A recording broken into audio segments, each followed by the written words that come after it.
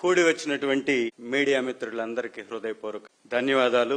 తిరుపతి సభ చూసినట్లయితే చంద్రబాబు నాయుడు గారిది 2 ఏళ్ల విజయోత్సవ సభ అని పేరు పెట్టుకున్నాడు. ఈ 2 ఏళ్ల విజయోత్సవ సభని ఒక్కసారి గమనించిన తర్వాత గూగుల్ తల్లిని విజయాలు ఏంటయా అని సెర్చ్ చేస్తే గూగుల్ తల్లికి కూడా అర్థం కావట్లేదు. విజయోత్సవ సభలో విజయాలే జగనన్నను తిట్టడానికి, వైఎస్ఆర్ కాంగ్రెస్ పార్టీ మీద నిందలు వేయడానికి, 6 కోట్ల ఆంధ్రులకి వెన్నుపోటు పొడవడానికి ఇంకొక సభ పెట్టుకున్నట్టుగా విజయోత్సవ సభలాగలే వెన్నుపోటు సభలా. నిజంగా సూపర్ 6 అనే హామీలు ఇచ్చి ఆ హామీలు నెరవేర్చకుండా సూపర్ సక్సెస్ విజయోత్సవాలని ఈ సభలు పెడుతుంటే ఎలా ఉందో తెలుసా? పరీక్ష రాయినటువంటి వ్యక్తి పొందినట్టు, డబ్బులు పెట్టుకుని డిగ్రీ సంపాదించుకున్నట్టుగా. అసలు నువ్వు పనే చేయలేదు, పరీక్ష రాయలేదు, నీకు డిగ్రీ ఎలా వచ్చింది అంటే తనకున్నటువంటి పచ్చపత్రికల్లో వచ్చేటటువంటి వార్తల్ని చూసి ప్రజలు నమ్మేస్తారా అనుకునేటటువంటి అపోహలో బతికేస్తున్నాడు చంద్రబాబు. నిజంగా ఆ రోజు సూపర్ 6 అన్న, ఈ రోజు సూపర్ 6 గురించి మాట్లాడితే సూపర్ సైలెన్స్ గా వాటి గురించి మాట్లాడాడు. మేనిఫెస్టోనేమో మూసేశాడు, ఎర్ర బుక్ అనేటటువంటి పుస్తకాన్ని తెరిచాడు. మేనిఫెస్టోని మడిచి జేబులో పెట్టుకున్నాడు, ఎర్ర బుక్కుని తెరిచి అరిచేతిలో పెట్టుకుని తిరుగుతుంది. ఈ రాష్ట్రంలో ఒక కొత్త సక్సెస్ఫుల్ ఫార్ములాని తీసుకొచ్చారు లోకేష్ గారు. ఆ ఫార్ములా ఏంటయా అంటే క్యాష్, రాజేష్, లోకేష్. ఈ రాష్ట్రంలో ఏ పని జరగాలన్నా క్యాష్, రాజేష్, లోకేష్, ఇది కొత్త ఫార్ములా. గతంలో ఒక సినిమా వచ్చేది కమల్ హాసన్ గారు, బాగా సూపర్ హిట్ సినిమా విచిత్ర సహోదరు. చూసారా మీరు ఎవరన్నా? చాలా మంది చూసే ఉంటారు. వారు పొట్టి కమలాసన్ ఉంటాడు, ఇంకోటి పొడుగు కమలాసన్ ఉంటాడు. ఒక కమలాసన్ ప్లాన్ చేస్తాడు, ఇంకొక కమలాసన్ దాన్ని పూర్తి చేస్తాడు. ఆ విధంగా విచిత్ర సహోదరులాగా ఈ రాజేష్, లోకేష్ ఈ రాష్ట్రానికి తయారయ్యారు. విచిత్రమైనటువంటి సహోదరులు వీళ్ళిద్దరు. ఒకరు గ్రౌండ్ వెనుకుండి స్కెచ్ చేస్తాడు, ఇంకొకరు స్టేజ్ ఎక్కి అరుపులు అరుస్తూ. గ్రౌండ్ వెనుకున్నటువంటి రాజేష్ ఏం చెప్తాడో లోకేష్ స్టేజ్ ఎక్కి అవి అరుస్తూ. ఈ రాష్ట్రంలో ఉన్నటువంటి వ్యవస్థలను మొత్తాన్ని భ్రష్టు పట్టించేశారు ఇద్దరుగా. ఏమైనా ఒక డిఎస్సికి సంబంధించినటువంటి వ్యవహారం మీద జరిగిన తప్పుల మీద ప్రెస్ మీట్ పెట్టలేనటువంటి మంత్రి ఆ వ్యక్తి ఈ రాష్ట్రాన్ని పరిపాలిస్తాడు. ఆ వ్యక్తి చేతిలో ఈ చంద్రబాబు నాయుడు గారు తీసుకెళ్లి ఈ రాష్ట్రాన్ని తాకట్టు పెట్టేస్తాడా? డిఎస్సి అనేటటువంటి దగా వ్యవహారాన్ని ప్రెస్ మీట్ పెట్టి సమర్థించుకోలేనటువంటి అసమర్థ సకల విఫల శాఖ మంత్రి ఈ లోకేష్ గారు ఈ రాష్ట్రాన్ని నడిపిస్తాడా? మళ్ళీ ఇతను విజయోత్సవ సభల్లో స్టేజ్లు జగన్మోహన్ రెడ్డి గారిని విమర్శిస్తాడా? ఎంత విడ్డూరంగా ఉంది. దూకుడు సినిమా చూసారా? ఆ సినిమాలో బ్రహ్మానందాన్ని ఏ విధంగా వాడుకుంటారో ఆ విధంగా ఈ లోకేష్ గారు, చంద్రబాబు నాయుడు గారు ఈ పవన్ కళ్యాణ్ని ఆ విధంగా ఏదన్నా ఈ రాష్ట్రంలో తీవ్రమైన వ్యతిరేకత వస్తుంది అని అనుకున్నప్పుడల్లా దూకుల్లో బ్రహ్మానందం క్యారెక్టర్ ఎంటర్ అయినట్టుగా పవన్ కళ్యాణ్ గారి క్యారెక్టర్ ఎంటర్ అయిపోతుంటుంది రాష్ట్రంలో. ఆయన కూడా స్టేజ్లెక్కి మాట్లాడుతూ ఉంటాడు. ప్రశ్నించడానికి గదయా నువ్వు పెట్టింది పార్టీ? మమ్మల్ని తిట్టడానికా? మమ్మల్ని దూషించడానికా? చేయనటువంటి పనుల్ని చేసేమని చెప్పడానికా? ఇది ఈ యొక్క వింత పరిపాలన. 2వ సంవత్సరానికే బకెట్ దన్నేశారు. ఈ రాష్ట్రానికి చంద్రగ్రహణం పట్టింది అని వారి మాటల్లోనే నిరూపించేశారు. ఈ రాష్ట్రంలో పరిపాలనకి single window system, cash, Rajesh, Lokesh. ఈ సింగిల్ విండో సిస్టమ్ వలన అయితే పనులు జరిగే విధంగా ఒక కొత్త ఫార్ములాని తీసుకొచ్చి పుట్టినటువంటి పసిబిడ్డల దగ్గరని రైతుల దాకా అందరినీ దగా చేసి వెన్నుపో. మీరు పెట్టినటువంటి సభ 6 కోట్ల ఆంధ్రులకి వెన్నుపోటు సభగా మీ యొక్క మాటలే తేల్చే. 2 చేతులు చూపించేశాడు చంద్రబాబు నాయుడు. 2 సంవత్సరాలు చేతులు ఎత్తేశాడు. చివరి గీతాన్ని కూడా పాడేసి 3,60,00,000 రూపాయలు అప్పు చేసి ఈ రాష్ట్రాన్ని అప్పుల ఊబిలోకి, అప్పుల జాతరలోకి నెట్టి ఖజానాకి మాత్రం పాత్ర వేసేసి ఆర్థిక లోటుని రోజు రోజుకి పెంచేస్తూ పోతుంది. ఇవాళ 2 సంవత్సరాల్లో నువ్వు సాధించింది ఏంటి అంటే ఒప్పుకోలేనటువంటి స్థితిలో ప్రభుత్వాన్ని నడుపుతున్నటువంటి ఇంకా ఆ సభలు పెట్టినప్పుడు ఆ ఉచ్చారణలో కూడా శబ్దస్పష్టం. ఏం చెప్తారో వాళ్ళకే అర్థం కాదు. ఎవరు తిట్టుకుంటున్నారో, ఎవరు తిడుతున్నారో అర్థం కానటువంటి ఆ సంభాషణ. ఈ లోకేష్ గారు తను నడుపుతున్నటువంటి విద్యాశాఖ ఈ రోజు వరకు ఈ రాష్ట్ర భవిష్యత్తు కోసం, ఈ రాష్ట్ర భవిష్యత్తు అయినటువంటి విద్యార్థుల కోసం ఒక్క స్కూల్ మీద వెచ్చించినటువంటి పరిస్థితి లేదు. అక్కడే మొదలైంది రాష్ట్రం తిరోగతి పాలు, ప్రయాణంలోకి జారుకుంటుంది అనేటటువంటి విధంగా విద్యకి పాత్ర వేసేశారు. విద్యని ప్రైవేటు వాళ్ళకి అమ్మివేశారు. ఎక్కడ పట్టినా గణనీయంగా చేరికలు తగ్గిపోయాయి, ఉత్తీర్ణత తగ్గిపోయింది, రోజుకొక పేపర్ లీకేజ్, ఉద్యోగాలు సూట్ కేసులకు అమ్ముకుంటున్నటువంటి పరిస్థితి, విద్యాశాఖలో ఉద్యోగులకి ర్యాంకులు వస్తున్నటువంటి పరిస్థితి, ఆర్చరీలో గోల్డ్ మెడలిస్ట్ కి ఉద్యోగం రబ్బర్ బాల్ ఆడేటటువంటి వాళ్ళకి, లేకపోతే 67 వింత కొత్త ఎవరకు తెలియనటువంటి ఆటల్ని ప్రవేశపెట్టి అర్హతను కల్పించి కేసులకు అమ్ముకున్నటువంటి పేకాటకు కూడా చోటు కల్పించినటువంటి ఘనుడు నారా లోకేష్. తల్లికి వందనం అన్నాడు, పిల్లలకి మంగళం పాడి 20 లక్షల మంది పిల్లల్ని అర్హత నుంచి తొలగించేశారు. తప్పు చేసినటువంటి వాళ్ళకేమో ఎవరు తప్పు చేసినా గాని ఈ సభల్లో చెప్పేటటువంటి మాటలు ఈ నాయకులు, కొంత వాళ్ళు తప్పు చేసినా శిక్ష తప్పదు అని పోకిరి డైలాగులు మాత్రం చెప్తున్నారు, పోకిరి సినిమా డైలాగులు చెప్తూ సొంత క్యాడర్ లో సొంత ఎమ్మెల్యేలుగా ఉన్నటువంటి వ్యక్తులు ఆడబిడ్డల్ని మోసం చేస్తున్నటువంటి వ్యక్తుల్ని, చైర్మన్ గా ఉండి ఆడవారిని లోబర్చుకున్నటువంటి వ్యక్తుల గురించి గాని, ఒక టీచర్ ని ప్రిన్సిపల్ ని తప్పుగా ప్రిన్సిపల్ పట్ల వ్యవహరించినటువంటి ఎమ్మెల్యేని కానీ మీద యాక్షన్ తీసుకున్నారండి?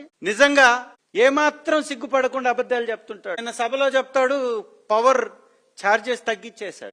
ఈ వేదికగా చెప్తున్నా, నిజంగా మీ పరిపాలన వచ్చిన తర్వాత ₹1 కరెంటు ఛార్జీ తగ్గించినట్టు మీరు నిరూపిస్తే నేను రాజీనామా చేస్తాను. అయ్యా, 3 ట్రిపుల్ ఇంజన్లు అయినటువంటి చంద్రబాబు నాయుడు గారు, ఇంకొక ఇంజిన్ అయినటువంటి లోకేష్ గారు, ఇంకొక ఇంజిన్ అయినటువంటి పవన్ కళ్యాణ్ గారు సభలో మీరు మాట్లాడినటువంటి మాటకి కట్టుబడి ఈ రాష్ట్రంలో పవర్ ఛార్జెస్ తగ్గించినట్టుగా, కరెంటు బిల్లులు తగ్గించినట్టుగా మీరు నిరూపిస్తే నేను రాజీనామా చేస్తా.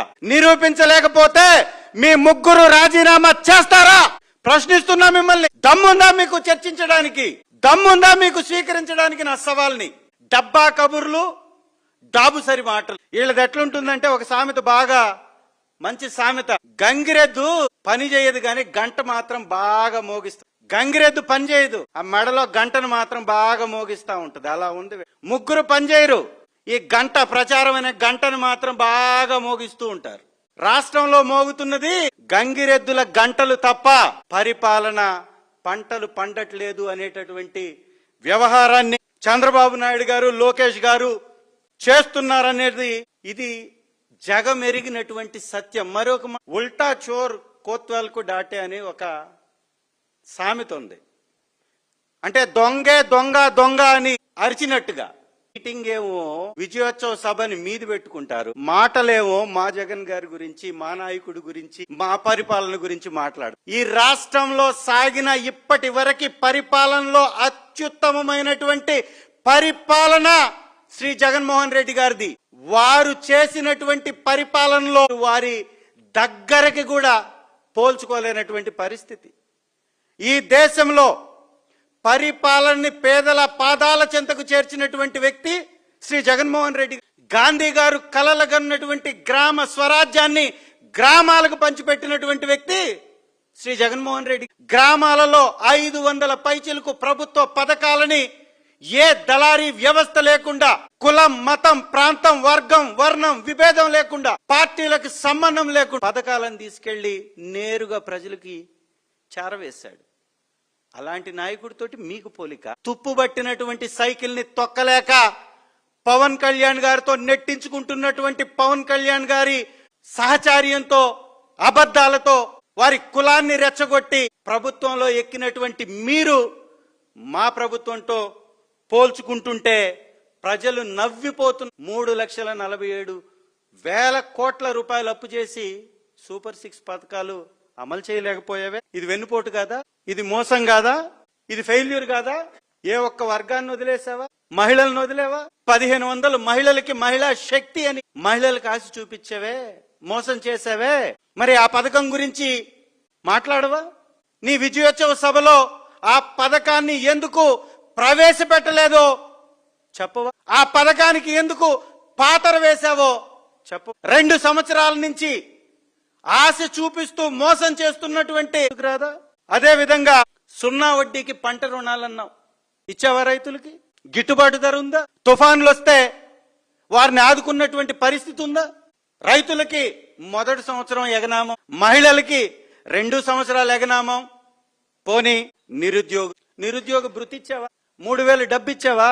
సంవత్సరానికి 5 లక్షల ఉద్యోగాలు ఇచ్చావా? ప్రతి గ్రామంలో ఒక ఐటీ హబ్ పెట్టావా?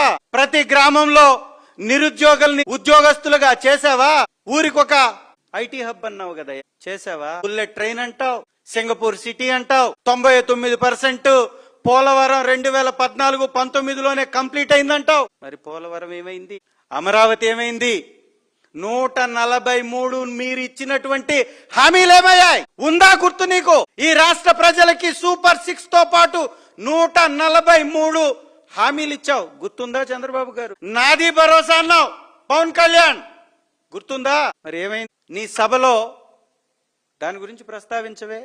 ఆరోగ్య రాష్ట్ర ప్రజలకి ఒక సంజీవ్, పేద కుటుంబాలకి అనారోగ్యంతో ఉన్నటువంటి ఆరోగ్యశ్రీ బకాయిలు ఇవ్వక, హాస్పిటల్స్ ఆరోగ్యశ్రీని తీసివేసి ఈరోజు రాష్ట్రంలో అనారోగ్యంతో చనిపోతున్నటువంటి పేదవాళ్ళకి ఆసరా ఎవరు? ఇది దగా కాదా? ఇది మోసం కాదా? ప్రైవేట్ వ్యక్తుల్ని, ప్రైవేట్ హాస్పిటల్ని యథేచ్ఛగా ప్రోత్సహించడం కాదా? ఈ విధంగా మోసం, వ్యవస్థల్ని యథేచ్ఛగా దోపిడీ చేస్తూ ఆర్థిక స్థితిని, రాష్ట్ర ఆర్థిక స్థితిని పతనం వైపున పయనించేలాగా తయారు చేయడం వాస్తవం కాదా? చంద్రబాబు గారి పాలనలో ఆర్థిక ప్రతిష్ట, ఏపీ ఆర్థిక ప్రతిష్ట దిగజారిపోయిందని సంవత్సరంలో 365 రోజుల్లో 357 రోజులు అప్పుల కోసం ప్రయత్నిస్తూ అప్పుల మీద ఆధారపడిపోతుంది ఈ ప్రభుత్వం అని కాగు కడిగి పారేసింది కదా. దీని గురించి మాట్లాడవా? అప్పుల ఆంధ్రాగా, అప్పుల ప్రదేశ్గా ఈ రాష్ట్రాన్ని మార్చేస్తూ పచ్చి అబద్ధాలతో తిరుపతి సభలో పిచ్చి పిచ్చి మాటలు మాట్లాడడం, గొడ్డల పార్టీ జగన్ గారి పేరులో ఉన్నటువంటి జీ అంటే గొడ్డలి అని మాట్లాడుతున్నారు. సిగ్గుపడరా మీరు? ఈ నరకటం, చంపటం, కాల్చటం మీ పేటెంట్ కాదా? మీ ప్రభుత్వంలో కాదా సీనియర్ లీడర్లు చనిపోయింది? మీ ప్రభుత్వంలో కాదా అనేక సార్లు మీరు ప్రభుత్వంలోకి వచ్చినప్పుడు కాదా ప్రతిపక్షంలో ఉన్నటువంటి సీనియర్లు, మీ స్వపక్షంలో ఉన్నటువంటి మీ పోటీదారులు అనుమానాస్పద హత్య గావించబడింది మీ ప్రభుత్వాల్లో కావా? గన్ కల్చర్ మీ బావమర్దులది కాదా? గన్నులతో యథేచ్ఛగా కాల్చింది మీరు కాదా? మీ భాగస్వామి డెక్కన్ క్రానికల్ దగ్గరికి వెళ్ళినప్పుడు చేసినటువంటి హడావుడి ఇది కాదా? గన్ను పట్టుకొని తిరిగినటువంటి చరిత్ర మీది కాదా? మేము కూడా అనగలుగుతాం. మీలాగా కుందాతనం లేకుండా మాట్లాడాలంటే లోకేష్ గారి పేరులో ఎల్లంటే లవ్ క్యాష్ అని కూడా అనగలుగుతాం. చంద్రబాబు గారి పేరులో వారి పుట్టిన తేదీ గురించి మేము చాలా మాట్లాడగలుగుతాం. 4వ నెల 20వ తారీఖు ఎఫెక్ట్ మీ మీద ఉందని, కానీ మేము గౌరవిస్తున్నాం. విచ్చలవిడిగా మీ ఇష్టానుసారంగా మాట్లాడుతూ మద్యం ఆదాయాన్ని కూడా తాకట్టు పెట్టి 5,750 కోట్ల రూపాయల అప్పు బాండ్లని రిలీజ్ చేసి 2025 డిసెంబర్లో ఏపీఎస్బిఎల్ ద్వారా 5,750 కోట్లు అప్పు చేయగా, ఇటీవల కేబినెట్ సమావేశంలో 11,850 కోట్లకు దాన్ని కూడా పెంచి దాన్ని కూడా వదలరు. మద్యాన్ని ఏరులై పారిస్తున్నారు. గ్రామాలలో కల్తీ లిక్కర్ మాఫియా చలివిడిగా పడగని ఎత్తి ప్రజల్ని కాటు వేస్తూ ఉంటే ఆ బాండ్లను తాకట్టు పెట్టి 11,850 కోట్ల రూపాయలుగా పెంచేశారు తెప్పించుకోవడానికి. ఇది మామూలుగా ఎఫ్ఆర్బిఎం నిబంధనలకు విరుద్ధం. రాజధాని ముసుగు, ఇది ఒక మోసం.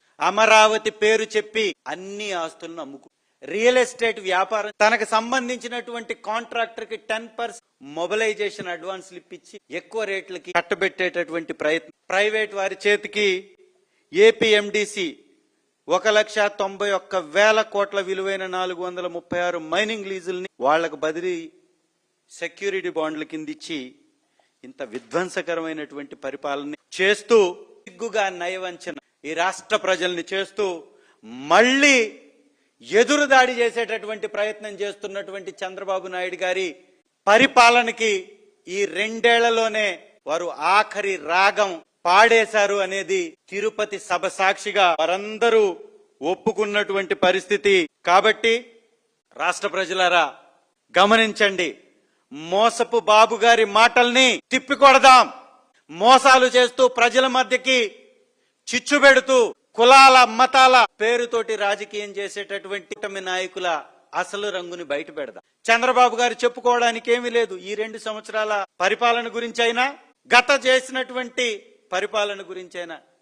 అదేమన్నా మాట్లాడితే 40 years ఇండస్ట్రీ 50 years కి దగ్గర పడుతున్నానంటే సింగిల్ పథకం ఉండదు తన పేరు మీద. చెప్పడానికి ఈ రాష్ట్రానికి చేసినటువంటి మంచి కనపడదు, చెప్పడానికి నిరుద్యోగులకు చేసినటువంటి మంచి కనపడదు, చెప్పడానికి పేద ప్రజలకు చేసిన మంచి కనపడదు, చెప్పడానికి రైతులకి చేసినటువంటి మేలు కనపడదు. ఇలాంటి వ్యక్తి మనల్ని పరిపాలిస్తుంది అని ప్రజలు సిగ్గుపడేలా చటం మానుకోవాలని చంద్రబాబు నాయుడు గారి హితవు పలుకుతూ, రాష్ట్ర ప్రజలు 2 సంవత్సరాల వెన్నుపోటు ఈ పరిపాలనకు వ్యతిరేకంగా నిన్న పెద్ద ఎత్తున వైఎస్ఆర్ కాంగ్రెస్ పార్టీ ఆధ్వర్యంలో గళమెత్తారు. 2 సంవత్సరాల్లోనే మీరు కంప్లీట్ చేయలేకపోయారే, పథకాలు ఇవ్వలేకపోయారే, చెప్పినటువంటి పథకాలనే అమలు పరచలేకపోయారే, పరీక్ష రాయకుండానే డిగ్రీ పొందినటువంటి సంబరాలు చేసుకుంటున్నారే, ఇదంతా అత్యంత హాస్యాస్పదంగా మీకు కనిపించకపోవటం సిగ్గుచేటని ట్రబుల్ ఇంజిన్ అయినటువంటి ఈ ట్రిబుల్ ఇంజిన్లకు తెలియజేస్తూ ముగిస్తున్నాను. Thank you very